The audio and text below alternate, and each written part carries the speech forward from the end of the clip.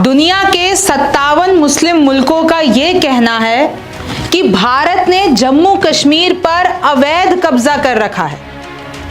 और देखिए, ऐसा लग रहा है कि ये जो 57 मुस्लिम मुल्क है वो शायद पाकिस्तान के साथ है। जिम जेठानी हैं और आप मेरा शो सरहद के पार का एपिसोड नंबर 68 देख रहे हैं। और देखिए कि अभी हुआ क्या है।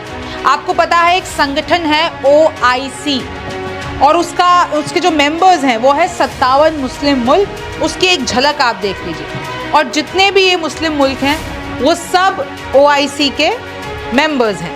अब OIC की तरफ से एक नया बयान जारी हुआ है और लिटरली भारत के खिलाफ जहर उगला है। OIC ने, ये देखिए 27 तारीख को, अभी की बात है, 2025 को ये एक बयान निकाला है। उसमें लिखा है OIC के जनरल सेक्रेटेरिएट ये कहते हैं कि भाई जम्मू कश्मीर के लोगों को राइट टू सेल्फ डिटर्मिनेशन है। और आपको पता है कि बयान की शुरुआत कैसे हुई है? बयान की शुरुआत ऐसे हुई है कि अक्टूबर 27, 2025 यानी कि वो दिन जब 78 ईयर्स पूरे हो जाते हैं जब भारत ने जम्मू कश्मीर पर इल्लीगल ऑक्यूपेशन कर रखा है, यानी अवैध कब्जा कर रखा है।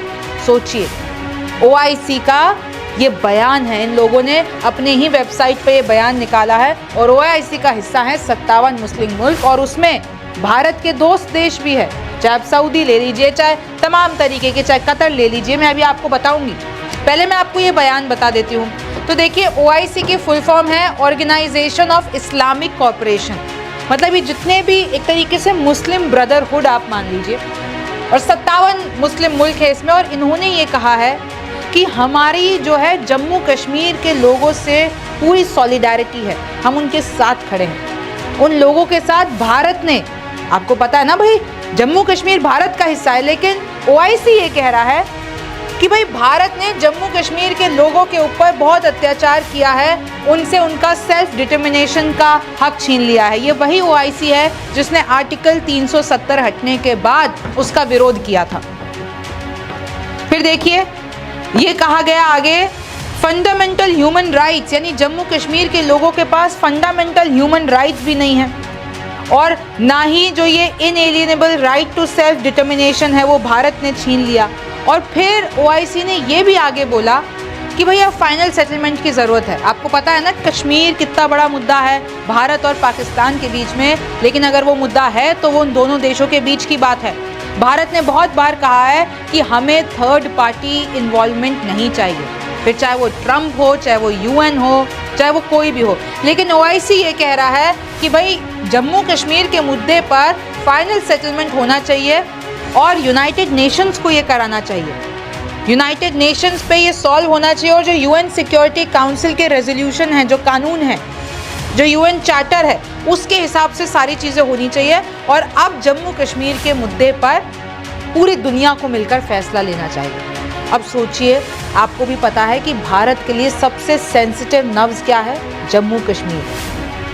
जब ट्रंप ने भी कोशिश की है कहने की कि मैं सुलझाता हूं भारत पाकिस्तान के बीच में कश्मीर का मुद्दा, तब भी भारत ने आवाज़ उठाई थी। और आज ये 57 मुस्लिम मुल्कों का संगठन, पता है आपको, UN के बाद सबसे बड़ा संगठन है ये OIC और इसके मेंबर स्टेट बता देती हूँ मैं आपको।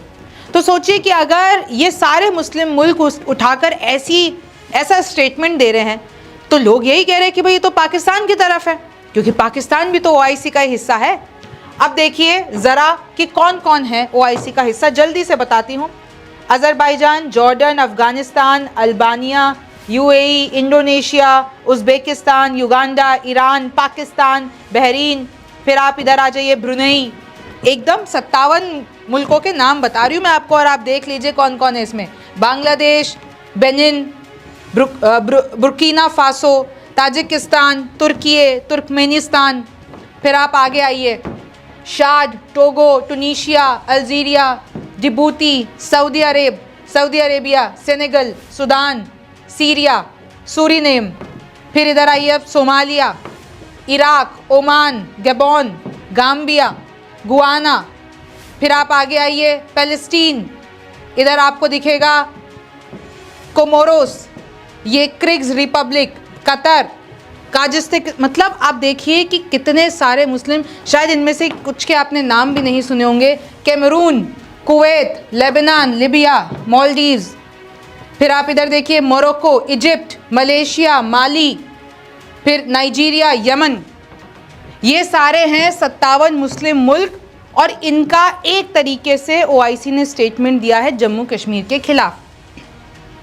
अब ज़रा ओआईसी के बारे में जान लेते हैं। ऑर्गेनाइजेशन ऑफ इस्लामिक कॉरपोरेशन, इसमें 57 मेंबर स्टेट हैं और ये एक तरीके से मुस्लिम दुनिया की एक आवाज़ है, collective voice of the Muslim world. OIC को फाउंड कब हुआ था? ये 1969 में रबात, मोरक्को में, और ये तब हुआ था जब जेरूसलम में अल अक्सा मस्जिद पर आर्सन अटैक हुआ था। फिर आप देखिए पहली जो कॉन्फ्रेंस हुई थी वो जेदा में हुई थी 1970 में, और अभी जो करंट सेक्रेटरी जनरल है वो है हसीन ब्राह्मीन ताहा, और इन्होंने ही ये पूरा बयान दिया है जम्मू कश्मीर के। और देखिए ये कोई पहली बार नहीं है जब ओआईसी पहली बार जम्मू कश्मीर के खिलाफ बोल रहा है, ऐसे बहुत से इंस्टेंसेस है। लेकिन आप देखिए कि यूनाइटेड नेशंस और जितने भी डिफरेंट इंटरनेशनल बॉडीज़ हैं उनके साथ ओआईसी मिलकर काम करता है।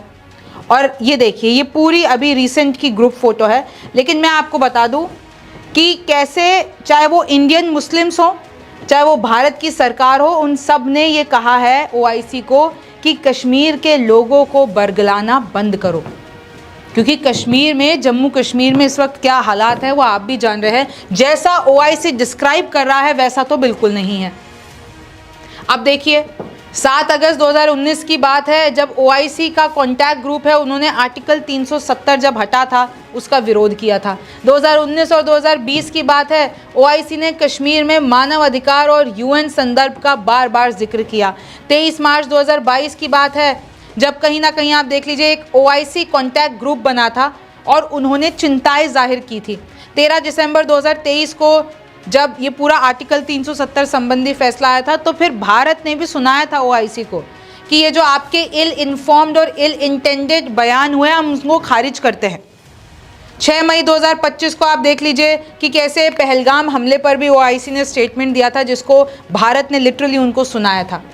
India slams OIC for ignoring threat of terrorism emanating from Pakistan, यानी पाकिस्तान आतंकवाद को जन्म दे रहा है और ओआईसी उस पर तो कुछ नहीं बोलता है। अभी अफगानिस्तान तालिबान का युद्ध जैसी स्थिति आ गई, ओआईसी उस पर तो कुछ नहीं बोलता है। तो आरोप लगते हैं, भारत भी ये कहता है कि ओआईसी इस संदर्भ में पाकिस्तान और भारत के बीच में पक्षपात करता है। फिर देखिए कैसे भारतीय सरकार ने कहा था JNK integral part of India, यानी जम्मू कश्मीर भारत का हिस्सा है, और ये जो भी ओआईसी कहता है वो फैक्चुअली इनकरेक्ट होता है। पाकिस्तान इस प्लेटफॉर्म को मिसयूज कर रहा है क्योंकि पाकिस्तान उस मुस्लिम भाईचारे का हिस्सा है, उस ओआईसी प्लेटफॉर्म का हिस्सा है, तो हमेशा इन सब के साथ मिलकर वो उस प्लेटफॉर्म का गलत इस्तेमाल करता है। ओआईसी में कलेक्टिव कंसेंसस होता है। देखिए अब आप